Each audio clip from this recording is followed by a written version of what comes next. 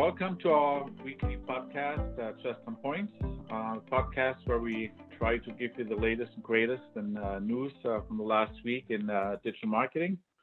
And every week I'm looking forward to hear what Maggie and Melissa are bringing. And who wants to get started? Maggie, why don't we get us started today? Yeah, sure. So I'm going to be talking about an upcoming change that Google is going to be making regarding how they index web pages. So soon Google is going to be releasing an update where they'll be able to identify individual passages of a web page, which helps with understanding how relevant a page is to a search query. Mhm. It will be a global change, improving 7% of queries. So normally what Google does is they evaluate a web page as a whole and determine how relevant it is to the query. But that kind of gets challenging when it comes to web pages that are very long or pages that talk about multiple topics. So a web page with a ton of content may dilute the one part that is especially relevant to a user's query. So now this new update has the potential to allow pages to get surfaced in search results that previously may have not been relevant, not seen as relevant in certain queries. And this update doesn't mean Google will start indexing individual passages independently of web pages they belong to, but Google will still be indexing single pages and considering entire pages for ranking. So What's the timing on this? They didn't give a timing. All it said was it's coming out soon, but they did say that creators have nothing, they don't have to change anything they're doing. It's just an update they're doing with their algorithm where But it probably does mean that, for people like you, companies like us, and anybody who's doing themselves, you literally have to really pay very close attention and look at their rankings in the next 2 weeks and months. Yeah. So if anything, if you have a lot of content and web pages, it will help you. I'm wondering if that is just one part of the bigger change that they're rolling out in January. What was it called, Melissa? The new Page algorithm. experience update, The yeah. page experience update. I'm That's wondering if based they off of do that in the value. conjunction with that. Yeah. Yeah, I'm guessing that it's all gonna come into play. I mean, like you said, it doesn't really affect you as long as your content is still good and still relevant for your users. But it's, like Thomas said, you have to keep track of your trends because then you could really see what individual pages really need some improvement. Right.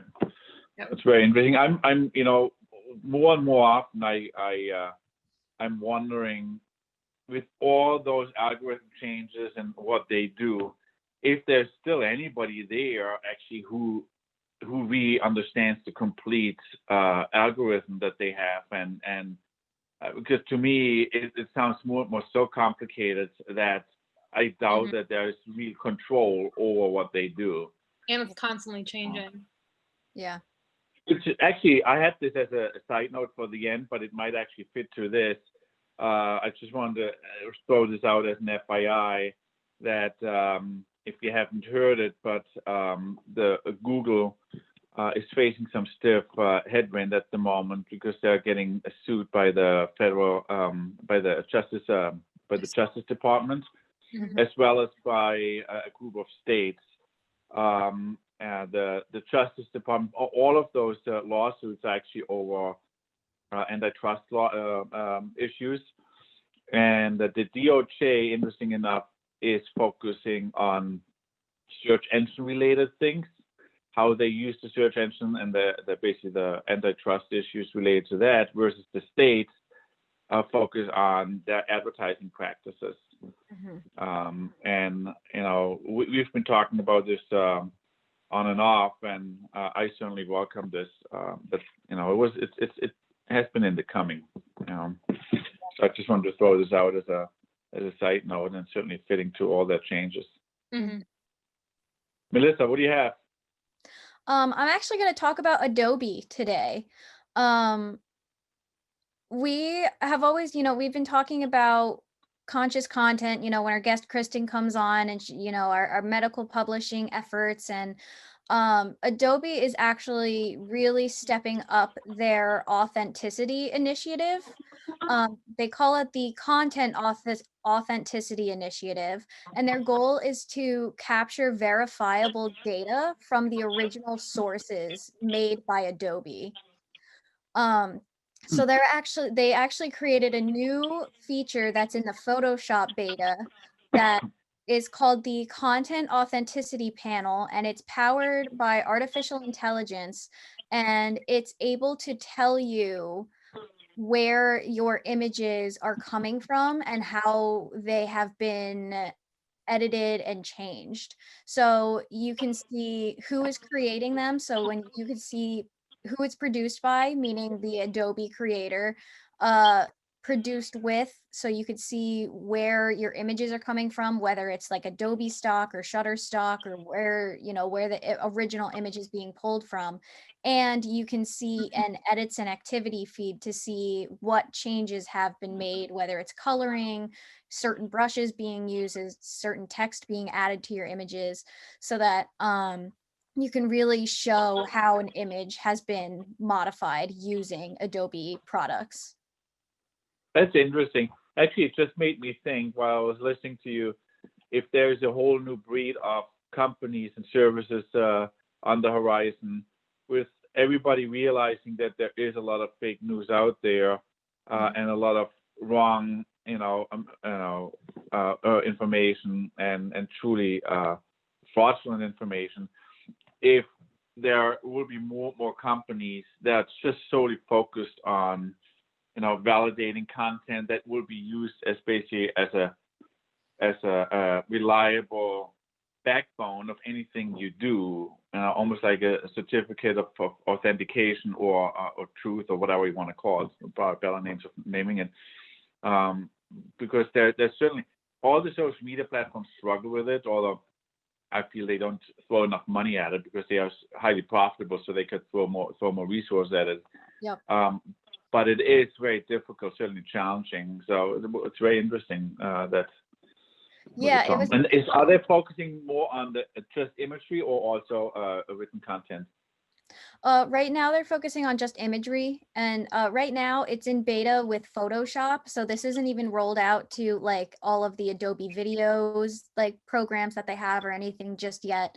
And it is important to note that right now it's actually opt-in, so you don't have to display that information when you're creating, like when you save out your images, you don't have to include that stuff into the properties of your images. But I do think, like you brought up a really good point, that this is a really big initiative and this is a really big step. And I don't know how much longer it will be opt-in. I have a feeling their end goal is to make it just a standard part of their programs. Very interesting. Yeah. Very interesting. Okay. I just saw the annual ranking on apps we can't live without it. There's an annual ranking, and basically people are being asked, what are the top 3 apps you have to have in order to not lose your sanity? And there's some, actually interesting movements from last year to this year. Any guess what the top 3 would be? Any kind of app on your phone? Yeah. I want to say one has got to be a social media app. And what would it? I feel like right now I just want to say TikTok because TikTok is so big. Actually, TikTok didn't make the top 10. Oh wow, maybe because it's newer. It's probably because it's newer. Yeah. I'm gonna guess it's like one of those wellness apps that tracks like how much water you drink. Wow. That's a good Didn't make the top 10 either. Although, on that note, I just downloaded Calm. So they have a million followers, which is a lot, but a blimp in in the bigger scheme of things. Yeah. Okay, let me give you the list. Number 1 is Facebook. It's the Facebook app. People can't live without Facebook. Yeah. Number 2 is Instagram. And Instagram is definitely threatening. Yeah, Instagram is threatening Facebook. It's really just right behind. There's, if the trend continues, Facebook as Instagram will be number one soon. Well, it's definitely certain generations don't use Facebook anymore, so. Yeah, so there's definitely a age divide. Instagram wins among people between 15 and 35, which has a complete different set of apps. But it's and then Instagram is not within the top 5 for people over 56, which I'm not surprised about. Right. Yeah. Which is actually just about my age. So number 3, years ago, I remember I read the articles about the death of email. Well, it doesn't look like email will be anytime dead, because Gmail is the number 3 app on people's phone that they can't live without it, which I thought was interesting, closely followed by YouTube. Okay. And that's interesting too. In terms of YouTube is number 4. However, in terms of usage of social media, YouTube is the number 1, followed by Facebook. Number 5, up by 2 spots, is Twitter. Then the next one I thought is interesting too, up 5 spots, is Chrome. That's very interesting. I'm an iPhone user, but I have downloaded Chrome too. But I always, on the desktop I use Chrome. I don't like Safari, but on the phone I always revert back to Safari. I use Safari on the phone as well. Yeah. But on the computer I use Chrome. Yeah. Then the next one is number 7, also up 1 spot, is Google Maps. And I'm surprised that people use Google Maps and not Waze, which is, in my opinion, much, much better. Yeah, and it's also owned by Google, actually.